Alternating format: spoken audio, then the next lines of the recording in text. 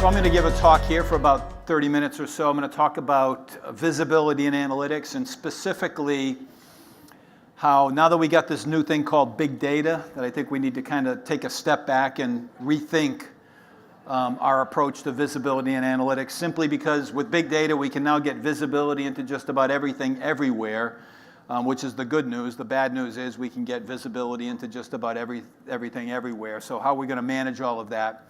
So I'm going to talk about a framework for how this will work, not in the sense of a technical framework with all well-defined interfaces and APIs and stuff, more of a conceptual model. And incidentally, visibility and analytics is kind of the focus of my practice at ACG. So I'm a network analyst who's very focused on analytics. So what's this all about? So this morning I think we were talking about digital transformation. If I kind of reduce the scope of that a little bit, at least from a IT perspective, a lot of what we're talking about here at the conference these 2 days is about IT transformation, right? And all the things that factor into this process of transforming the way we run IT operations, run network operations. But I'd argue that one of the key elements here that sometimes gets overlooked, not always, but sometimes get overlooked, is visibility and analytics, and how this is going to kind of change the game, specifically leading towards things like network intelligence, operational intelligence, things that we can do in a more automated fashion.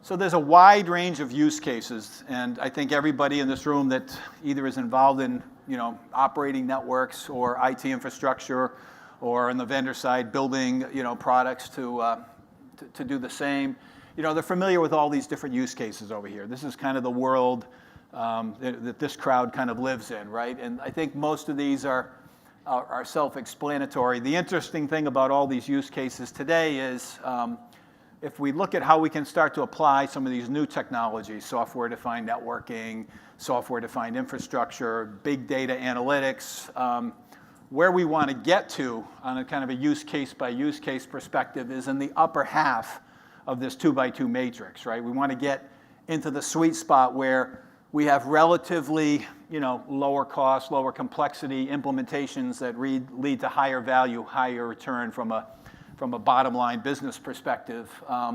Maybe we go out into some leading edge apps that are kind of pushing the envelope in terms of cost and complexity, but we're going to do that because the return is there. Where we want to avoid at all costs is this deadly lower right-hand quadrant, the bleeding edge.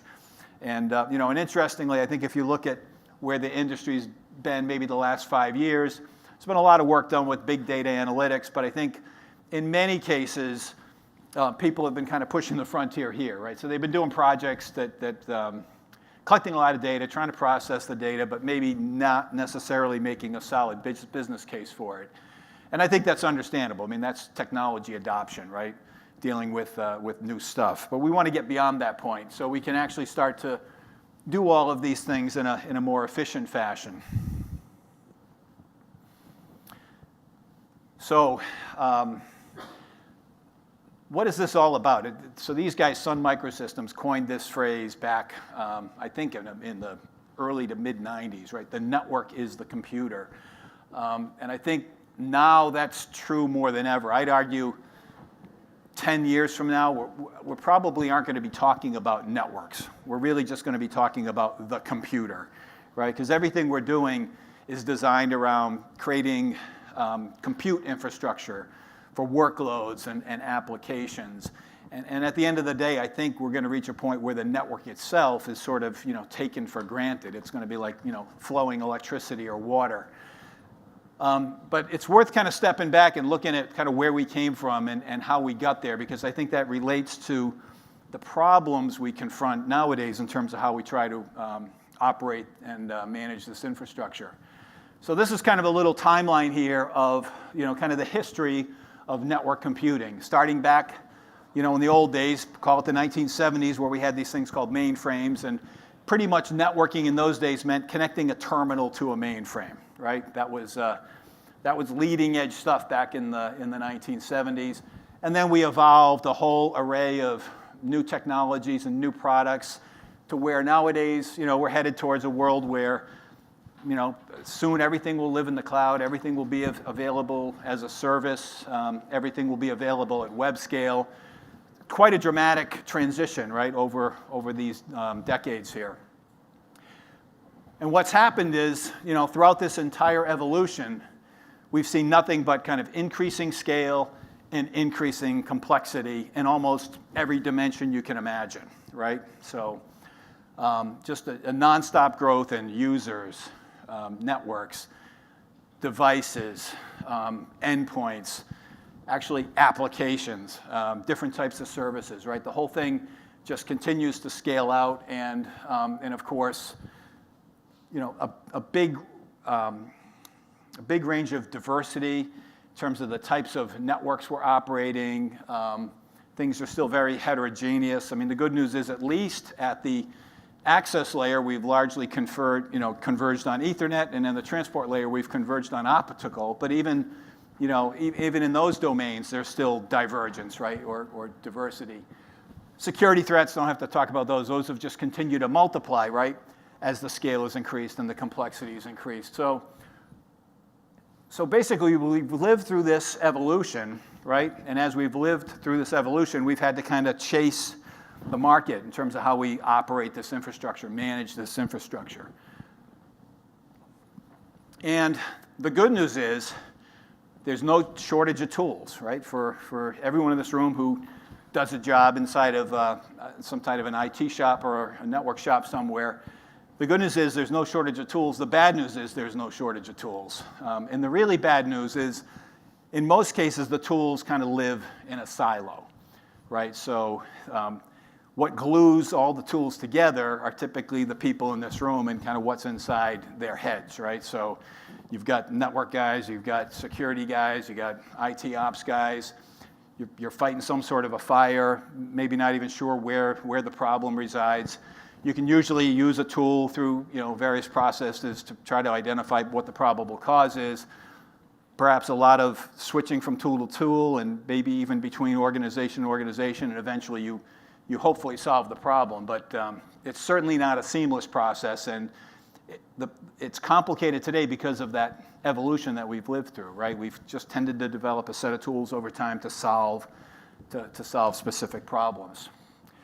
So just being more specific, right? You've got a wide array of different functions, different teams, different groups, who all have, in many cases, their own stack, right? They've got their own operational and operational applications and tools. They may be doing some sort of monitoring, some kind of processing in the data that they're monitoring, some sort of control and configuration functions on the other side. In many cases, these tools don't talk to each other, so you end up with sometimes duplicated data, duplicated functions. It can be difficult or impossible to share data between stacks. Certainly can cost more. And in many cases, a lot of this stuff is proprietary, right? Or at least kind of vendor specific. So again, it makes it difficult to implement open solutions. And to kind of highlight this, I wanted just to do a little bit of polling here, if we could pull up the poll. And just some simple questions, just to get a kind of baseline for the people here in the room. So, in your company, how many different groups, those types of organizations here that are listed on the left, how many different groups, use tools that ingest data that's kind of sourced from the network via monitoring? So it could be network planning or operations, security operations, IT, the application development team, or other. I mean, basically click all that apply there if you have the ability to respond to that.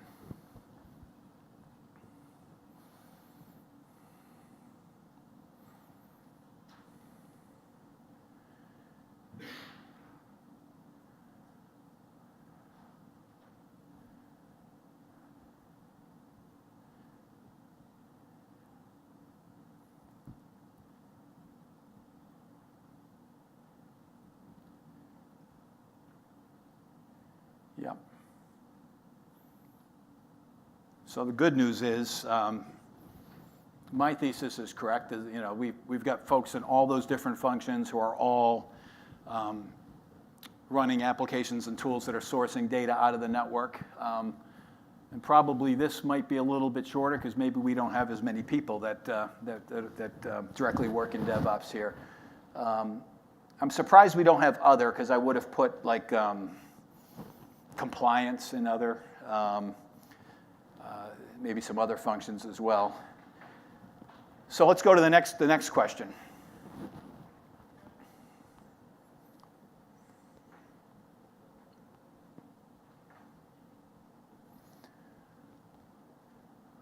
So the next question relates to looking at your entire kind of IT infrastructure and what you operate specifically, or maybe other infrastructure you rely on. What stuff do you actually monitor? You're obviously your own network, public or private cloud infrastructure, internet infrastructure, endpoints, applications. Some people even have the ability to monitor their service provider's infrastructure. That would fall into other. For instance, if you're getting visibility data from your MPLS provider or Metro Ethernet services provider, that would fall under other.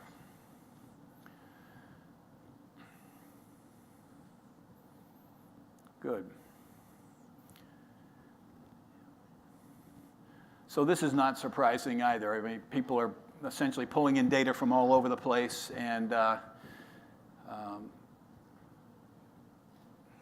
so that's my thesis. Yes, that actually proves my thesis. I think we have a third question here. So the third question is maybe a little trickier to answer, but I'm kind of curious to see what the results are here.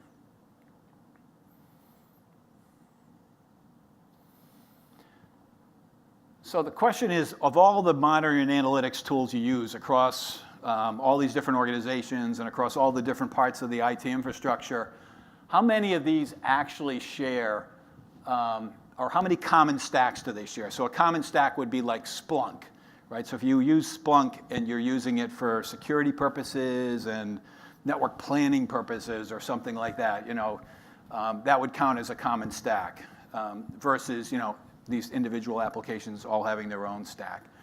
Or maybe you have some sort of common, SNMP data collector or something along those lines.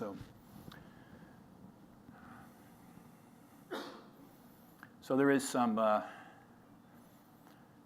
some commonality in stacks here.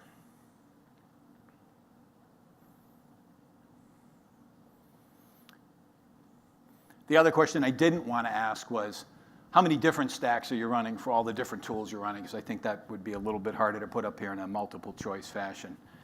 So I think we're good with all the questions. That's an interesting set of data points. So again, so how do we get kind of beyond this operational silo state that we live in, right? Well, big data is kind of a good news, bad news thing as well, right? So with big data, we now have the ability to do things that were kind of unthinkable 5 years ago, right? We can deal with huge volumes of data coming at us at high velocities. We can deal with a wide variety of data, kind of purely structured data or semi-structured data. The nice thing about big data, high performance, highly flexible, all because of this approach where you really kind of apply the schema to the data that you're analyzing kind of on read, so you have kind of fast write capability and relatively fast read capability if you structure things correctly. Ideally suited for kind of an open environment, rich set of open APIs. And the nice thing about big data is if you collect a lot of data, you can start to do things like machine learning, right? Or you could do statistical analysis on very large data sets. So the nice thing about big data is it's going to change the game. It's going to let us do things differently. But if we had every monitoring and analytics tool running its own stack and collecting its own big data, we would have a big data problem, right? We'd have way too much data, and the duplicate data would be, I think, kind of mind-numbing. So the question becomes, I mean, at the end of the day, how do we avoid that problem? The way we avoid it is we have to develop some sort of a common framework. So this is kind of my plea to the industry, right, is to think about all the ingredients that go into building the right framework. So as we go kind of down to the lower layers, down to the visibility layer, or to the layer where we take data and put it into the various big data repositories for analysis. Think about how we do that in kind of an open fashion, so we can minimize, the degree of data duplication, data redundancy, and maximize the ability to share data from this wide range of potential sources. And this is kind of a very simplistic model for how to do that, right? So at the top, we still have a whole bunch of different groups or teams or organizations using some specific applications and tools that are, appropriate for their roles. But as we move down, we have more commonality. The stuff at the big data analytics layer and at the visibility source layer, we want to try to do as much. We want to build things as openly as possible, and we want to leverage as much commonality as possible. So the idea is to have access to some common analytics platforms, shared data, obviously less duplication, and ideally it should be lower cost and it should be open, right? And that way we have the ability to kind of mix and match components up and down the stack. I'd say there's very few places in the world today where we're at this point, right? This is kind of looking out over the horizon a bit here. And ideally, right, we all want to get to this state here, right, where we can start to automate functions in real time. So we have this virtuous circle here of getting visibility, feeding that data into an analytics engine or analytics engines, using that to produce intelligence, which then is used to drive kind of automated orchestration, which feeds back into the infrastructure, changes the state of infrastructure, gather the appropriate visibility data, et cetera, right? And one of the key aspects of this is everything has to be telemetry driven. Things like SNMP polling aren't going to really work if we're trying to do real-time automation. So we want it to be telemetry driven, using a kind of a vast array of data. Obviously, we want to do real-time analytics on this data. We want to do this, using a set of open APIs. We want it to be open. And a big part of the automation process is having big enough data sets where we can do machine learning, artificial intelligence, or at the very least, statistical analysis on large data sets. And I'm not going to belabor this slide, but I want to just give a little bit of a higher level overview of what the analytics process might look like. Most of the talk here is focusing on the top half of this diagram, how we take streaming analytics in, streaming data in, we do some fusing and enriching and transformation on the data, perform real-time analytics, and then that kind of feeds into all these different operational applications and tools, largely for those operationally oriented functions. But there's also data that we can gather, kind of keep in a more permanent big data repository. And we can kind of do batch analytics on that to feed a whole other set of business functions, which are probably not real time. This is where you're learning things maybe in the time scale of hours and days versus seconds or minutes. So the data we collect from the network has a wide range of uses, right? It's not strictly for the network or IT or security operations folks. It ultimately can feed into your the business side, marketing folks, certainly compliance, overall IT planning, even the C-suite in certain types of companies.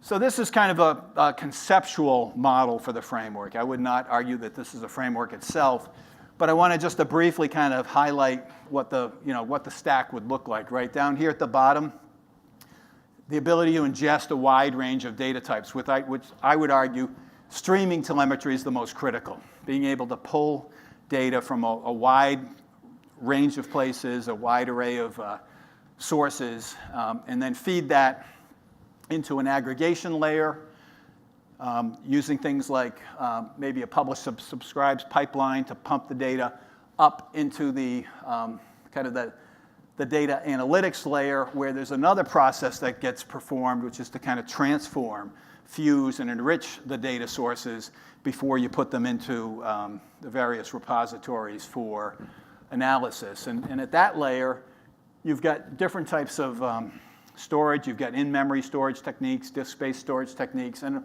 a wide range of analytics engines. It's not as though anybody's going to run a single analytics engine. You might be doing a real-time analytics engine, a batch analytics engine. You might have a machine learning analytics engine operating. So it can be, what happens at that layer can be fairly sophisticated.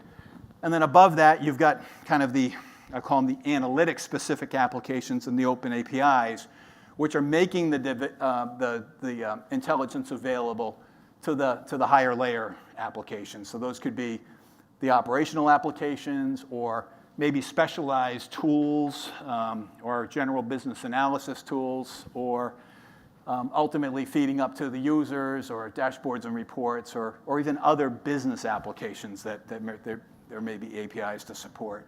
So it's a fairly rich model. The key thing about all of this is, and I'm going to talk about this in some of the subsequent slides, is we want to try to normalize the data to the maximum extent possible, and we want to try to open things up. And then we have some hope of being able to do mixing and matching at this layer, right, at the data source layer, and have ways of aggregating data where we don't have to do so much heavy lifting as we're bringing different types of records in and having to reformat them or massage them. And have common ways that we take the data and transform it and deposit it into these analytics engines. If you talk to most vendors or technology providers who build these stacks today, everybody has their own particular twist on all of this stuff, right? And there's a lot of, one of the vendors used a term with me, a technical term, data munging, that gets required, to build these stacks. I think to the maximum extent possible, we want to get out of the business of data munging if we can. So some of the recommendations or trends here. One is to get pervasive visibility, you want to instrument everywhere. So you want to instrument your network, you want to instrument the service provider networks and get visibility into certain things in the service provider network. You obviously need to instrument the cloud. You want to be able to see out into the internet infrastructure, because that's the way, it's certainly public cloud, how you're going to reach that. Instrumentation is required right in the endpoints. That could be devices, it could be customer premise equipment or virtual customer premise equipment. And you even want to instrument at the application layer, at least to the extent where you can get visibility kind of two ways. Determine whether application misbehavior is impacting the network or whether network misbehavior is impacting the application. So you want to be able to correlate the behavior between the two. Another thing you want to do is instrument everything. And when I say everything, it doesn't mean we're going to just put telemetry everywhere and just kind of let it rip. But we do want to have the ability to turn the telemetry on and off. So we want to be able to, via various means, have very fine-grained telemetry into the things we want to get visibility into, but have controls over that, and have controls that are even multi-user. So different organizations who are accessing this kind of common stack can go in and say, you know what, I think we might have a problem here. I'm going to turn on some telemetry over here and start to ingest that with my tool. Hopefully that doesn't necessarily impact any of the other tools that are in operation. But you're going to be taking telemetry feeds from a wide range of sources, but you can do that under control, under intelligent control. And a lot of this is going to be software instrumentation, right? As we build a software-defined infrastructure, the instrumentation is just going to be code. And it's going to be, physical layer infrastructure as well as kind of virtual layer infrastructure. There's still a role for hardware instrumentation, whether that's done via network processors or ASICs. I think we're going to have that for quite a while going forward. And software probes and agents for both things like passive monitoring as well as synthetic monitoring. And I think you'll see more of this going on, particularly across infrastructure that you don't necessarily own and operate, that you can't necessarily put your own probes into. But there's certainly vendors that are working on clever ways to do synthetic monitoring. So a really important part of this, I would argue, is this data normalization problem, because you have a wide array of data sources. And I only have a few bullets there, but we could probably, if we all put our heads together, easily come up with a list of 20 different types of places we can source data from. And that's where the instrumentation is happening. And that's producing all different kinds of data, and probably more different kinds than I've listed there in just those few bullets. And then you're aggregating that data, and you're getting the data ready to go into the data repositories to be worked on by the analytics engines. I think we need to do data normalization actually at this layer and at this layer, because this is, again, where we end up doing all this data munging, right? From a big data perspective, from a technology, in terms of technology trends, one of the big things is having these publish-subscribe pipelines. So technologies like Kafka, where you can readily stream the data in from the various data sources, have various consumers of that data elect to consume those streams or portions of those streams. Even after you've done the analytics processing at a higher layer, you may then stream the results up to various consumers, which would typically be the operational applications and tools, and they may choose or not choose to consume the kind of the net results of the analytics. But the publish-subscribe pipeline model is kind of a key part of this thing. I already talked about data normalization, but I think the normalization comes from having kind of open data models, open schemas for how the data actually gets stored in the repositories. It doesn't necessarily have to be standardized in the sense that we're going to push it through a formal standards body, but I think we have to have some general agreement that it's more than just having an open API, right? It's having actually record formats that are openly defined. I mean, there's probably some opportunity to do kind of extensions and things like that, but to the maximum extent possible, we want to do what we did with, like, standard MIBs and SNMP way back when. Another key concept here is there is no one-size-fits-all data repository. It's not as though you're going to take everything and dump it into a data lake. I think what you're going to find is you're going to have real-time analytics engines, batch processing analytic engines, machine learning analytics engines, and you might find there's a couple of different kinds of analytics engines depending on the types of applications and tools that are kind of feeding off of those. So a lot of richness in the realm of data repositories and in the realm of analytics engines. Another big issue on the big data front, though, is across the entire set of industries in kind of the corporate world, there's a big talent shortage, right? There's a big data skills gap. In our world, it's across the vendor world, the service provider world, and certainly the enterprise world. And I don't see that skills gap closing anytime soon. There's just so much demand for people that understand data science and big data.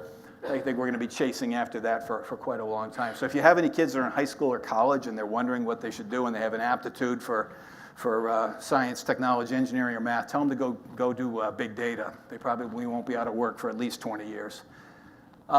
There's also a really complex value chain. So I showed that whole conceptual model, that big stack, right? Well, that big stack today gets constructed out of a whole bunch of different piece parts being sourced from open source initiatives, being sourced from different vendors. So that can lead to a high degree of custom integration, right? Which we want to try to avoid if we're trying to build operational solutions that are cost effective. Another interesting part of this is big data is a moving target. So the wonderful open source community that I alluded to on that previous slide, they're incredibly inspired and creative and always kind of iterating on the technology. So what may be a great streaming analytics solution today will be considered outmoded in 3 to 5 years, and everybody will be on to the next big thing. So what that means is we need open turnkey solutions in the big data realm. Yes, there's a lot of open source out there.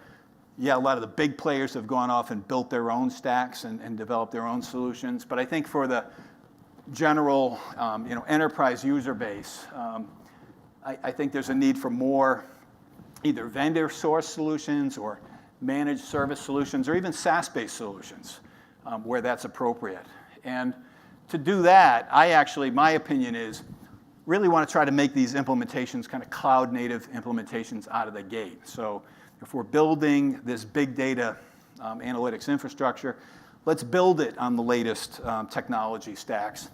Let's make it cloud native, because then you can put it in your own private cloud and keep it there, but you can also move it into the public cloud as needed, or someone can deliver it to you as a service later via the public cloud. I think in big data, these are actually probably the biggest issues that we all have to kind of come to grips with as an industry. So, where does that leave us? I think I'd argue that, again, the good news is there's no shortage of kind of tools and technologies out there. There's no shortage of new vendors coming up with some great new ideas. I think a lot of the underlying technological innovation is actually taking place. So I think it does behoove us as an industry to step back and think about, what does this framework look like? What should be open? What does it mean to be open in terms of an open framework? And then kind of work towards that collectively, whether that's the vendor community, the user community, open source communities. It kind of behooves us all to kind of think about that. That way, if we do that, we can get ourselves out of this jam in terms of the world of the silos that we live in. So that's it. I think I might be right on time. Any particular questions? Yeah. Oh, yeah. Someone have a microphone? Huh. Well, if you say it, I'll repeat it. You said a bunch of interesting things. One is, I wanted to just respond to the skills gap thing. Yeah. So the skills gap is a huge problem for us, and it's more acute in the machine learning space, but it's bad in the big data space, as everybody knows, because essentially 80% of the work is in, doing whatever you do with your data so you can do machine learning with it. But we don't really have those skills as a community, and this is largely because networking has to date been a largely heuristic kind of activity. Right. Where machine learning is not. Right. That's the first thing. The second thing you talked about is openness. And the kind of openness you talked about is important. The machine learning community has a long tradition, predating the Linux Foundation, all of this stuff, of open source, open data, open science, really, right? So yep. Open publication. Right. So if you look at archive or whatever, open publication, open review, all of that stuff. Right. That is part of what's made what you're observing now happen. Right. And one thing you didn't mention, and this is kind of the second half of what I think is the biggest two problems. The first half is the skill sets, as you pointed out. The second half is proprietary data. Right. So if you look in the machine learning community, one of the first things that happened was data sets that everybody could work on that were not standardized in the IETF standards. Right. But this is a data set. It has properties, so ImageNet, ONUG, all of these things. Now you build a learning algorithm, and I build one. We just look at who gets the lower error rate on predictions of whatever kind of measure. Right, right. And then I can compare yours to mine. We have nothing like that. Right. And then a little bit of a corollary on that is we don't even have a theory of what a network is. Right. A theory of network is. So how can we possibly expect to build standardized ways of interpreting this data? We don't have any way of doing it. So one of the things that I've been trying to work on is trying to, kind of close all those gaps. Right. And it's a massive job. It's not a job for one person or even 100 people over decades, right? Right. As you pointed out. Right. And somehow that has to happen. And I'll give just one example of the sort of theory of network. There are a lot of theories of networks, but none of them are usable. Or we haven't found the ones that are usable yet. And an example of something that would be usable as a theory of something is the way vision works. So if you look at a convolutional neural network, it's modeled on the way vision works in mammals. And that's where thank you. That's where the success is coming from. Right? We don't have that. Right. So, I mean, there are these really big hurdles, and these are all on the machine learning level. Right. I mean, you could push it down to, statistical analysis of data too. Right. As you pointed out. Right. Right. So, Yeah. So I think Dave made some good points there, which is, if you want to leverage just one aspect of big data, which is this machine learning component, openness becomes kind of like jacks for openers. In other words, it's really going to be hard for us to be successful if everybody has a proprietary approach about how they construct their model of the network and how they take those bits and push them through their neural network to do, learning on those so-called data sets. So I think at the end of the day, I think my takeaway is we really have to take the openness to heart. Oh, yeah. Yeah.